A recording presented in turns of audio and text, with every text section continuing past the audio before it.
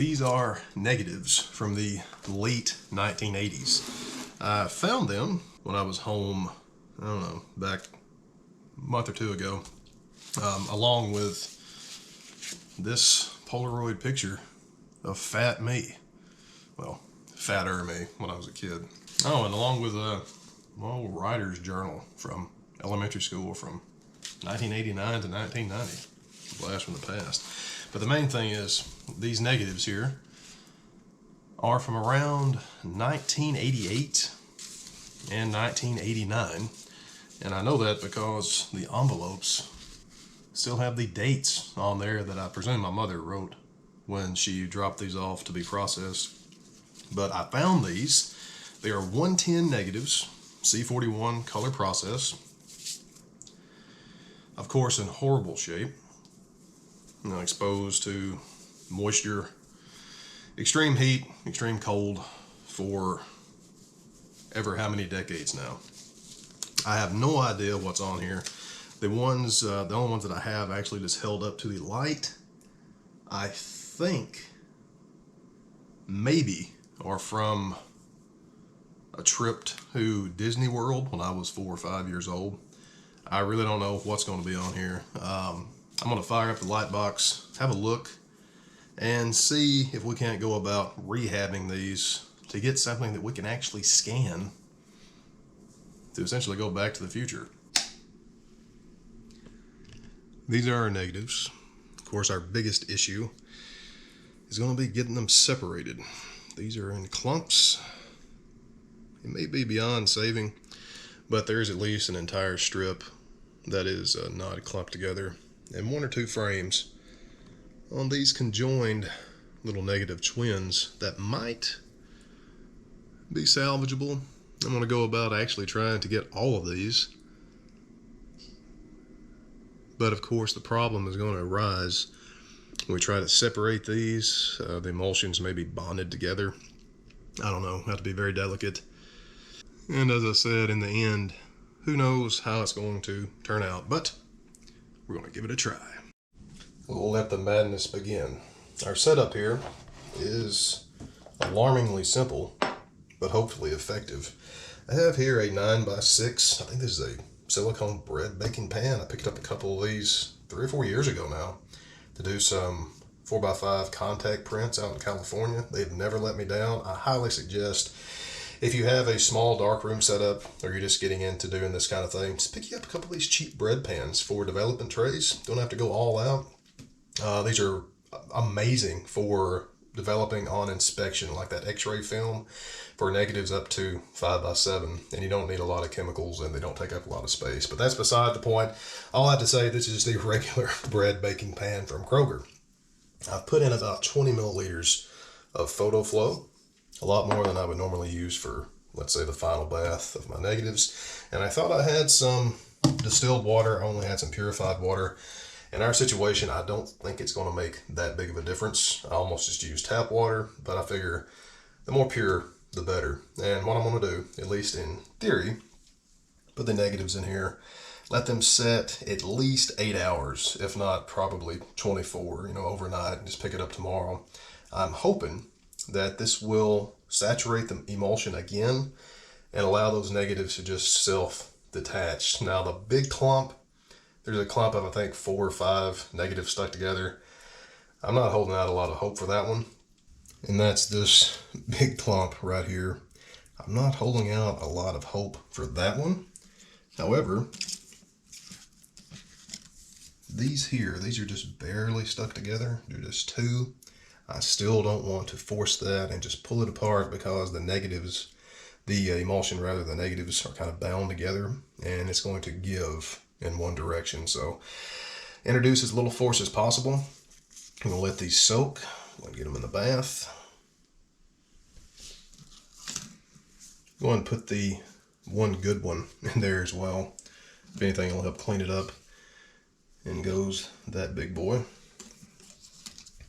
And the last one. So get these good and saturated. I'll try to keep them separated. And we're just going to wait. I'm not going to change out this solution. I don't think there's really any need for it. Big thing is just to get these negatives re-wetted. And like I said, we're just going to see what happens. It may well be difficult to discern in this light, but I don't want to carry these out of here and jostle them around too much. The water has kind of turned brown, at least to my perception. There we go. Not quite as bad as I thought, but yeah, regardless, I'm going to change out this water with some fresh PhotoFlow and purified drinking water.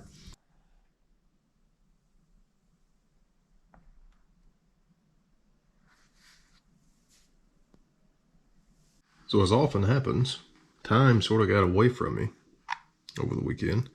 So these negatives have been sitting in here for just over 3 days. And of course we have the single, which is going to be fine. I'm going to leave him in here. But we have these 3 clumps, and today is going to be the day where we either salvage these negatives or absolutely destroy them. And I'm sort of conflicted about it because as they exist now, they're both destroyed and not destroyed, thanks to Schrodinger's nonsense. So I feel strange tearing them apart in case this doesn't work, but at the same time, they're useless and you can't see them unless I get them torn apart. So in reality, they don't exist until I can separate them. Yeah, little existential mind up for you. So anyway, fingers are good and wetted. The negatives are as wet as they're going to be. Let's begin. I'm just going to carefully actually hold that under the solution here and try to peel that apart.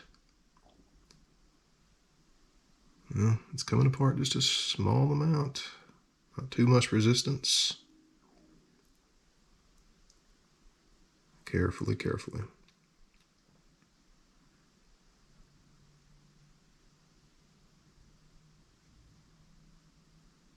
Just going to let this run in real time instead of doing any kind of time lapse.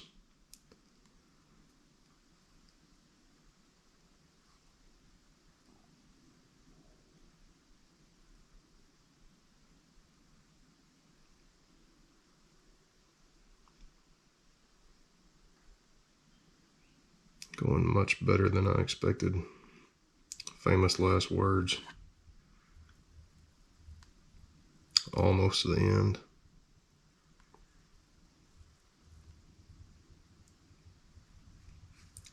Running out of room with my fingers. Well then. Let's just see.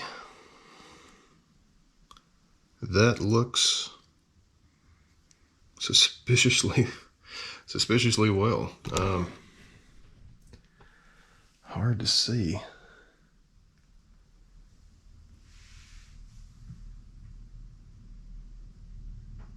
I don't know. It looks pretty good. I can see a small line there. I'm not sure if you can see it in the camera. Yeah, there's 1, which really equals 3. Let's go about separating these others, saving that big clump for last, because that has at least 4 negatives in there. Get number 2 here.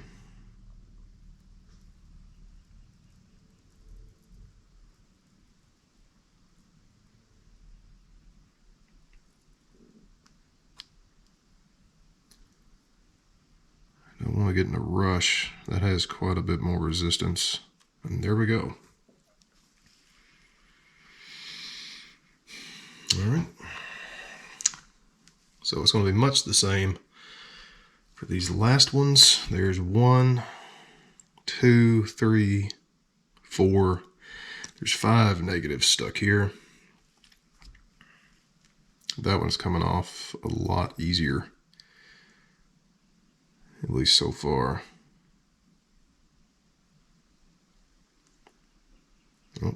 They're separating at the bottom by themselves. That's a good sign. All right. So yeah, time for a time lapse for these last four.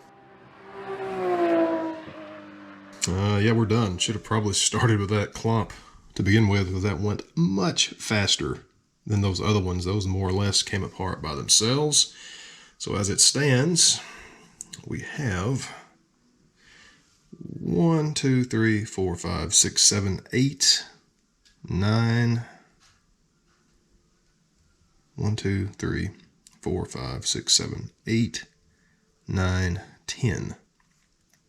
I think this is an entire roll of 110. Actually, I think it may be two, or a portion of two separate rolls, because you can see two separate pieces of processing tape on those ends. So what I'm going to do next is change out this water with a fresh solution of PhotoFlow. Let that sit about another hour or so, just to kind of get that diffusion rinse going to where we pulled these apart. And then I'm going to dump some stabilizer, C41 stabilizer in there, and let them dry. So far, relative success.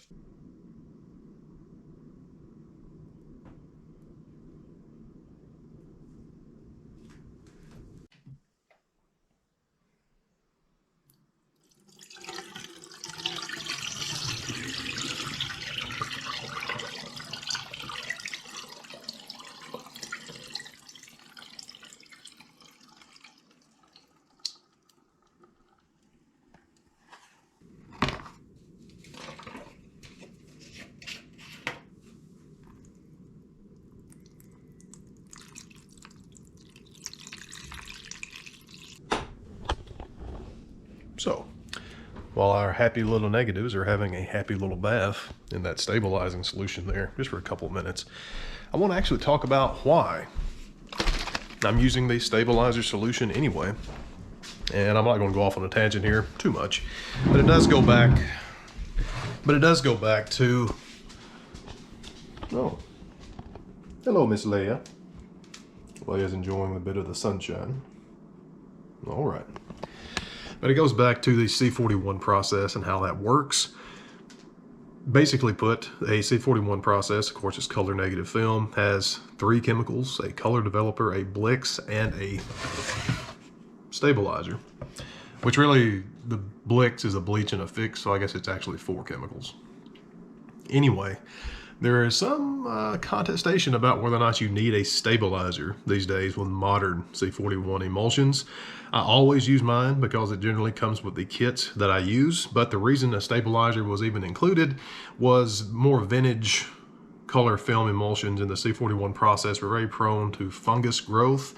The stabilizer supposedly stabilized the emulsion and let it have a much longer archival life. Again, some people say that nowadays with modern film, you don't need it. I use it anyway, and especially with these negatives being back from the mid to late 80s, I'm going to use it just in case. So that's why I'm using stabilizer. 10 strips of negatives, about 34 frames.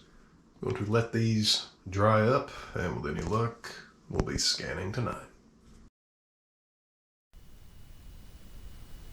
Naturally, I don't have a 110 film holder for the Epson scanner here, but overall they don't look too bad, at least on first blush. Of course, I've just scanned them with the area guide under that anti-Newton glass here with Veronica. Color is not as bad as I thought it would be right out of the gate, but unfortunately, since they're not in the holder, I'm going to have to go through and manually draw a little box 34 times around these negatives. Now I actually know a little shortcut to that, which you'll see here in just a second, but I'm just going to draw one, and since these frames are more or less the same size, I'm going to just copy that 33 more times and move them over the frames. Now I'll have to do a little adjusting because the negatives aren't precisely straight up and down. Yeah, overall that doesn't look too bad. I think something else I'm going to do is just make a contact sheet, more or less, of each of these batches of negatives. So I'll have all of them on one just to look at. I can already tell, I think I mentioned earlier, these are probably from Florida. I can see Shamu, the whale, there at SeaWorld. and some stuff there from the Space Center. I'm not sure where else. Pretty sure that's actually I know that's my mom, that's my dad, and me. So yeah, I'm gonna shut up and stop taking a spoonful of nostalgia and get to work.